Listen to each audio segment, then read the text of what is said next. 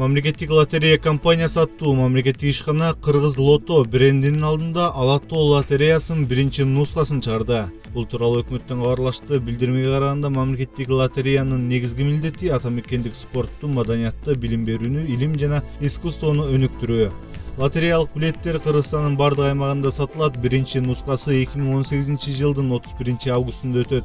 Биринчи нускасы 2018 жылдын 31 августунда саат 20:00 ЛТР каналында ойнотулмакчы. Байгелердин арасында Toyota Camry 70 унасы, 10 iPhone X смартфону жана башка баалуу белектер менен акчалай сыйлыктар бар деп айтылат маалыматта. Лотереялык билеттин баасы 100 сом турат. Аны кайдан сатып алууга болоорун, түрлөрүн, оюндун эрежелерин, ошондой эле башка кеңири маалыматтарды www.kyrgyzloto.checkit.kg сайтынан таба аласыздар.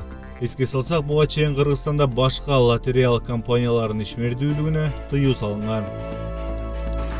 Ош шаардык ички иштер башкармалыгынын кабыл алып бөлүштүрүү бөлүмүнүн имараты толугу менен реконструкцияланат. Бул туурасында кала мэриясынан билдиришти.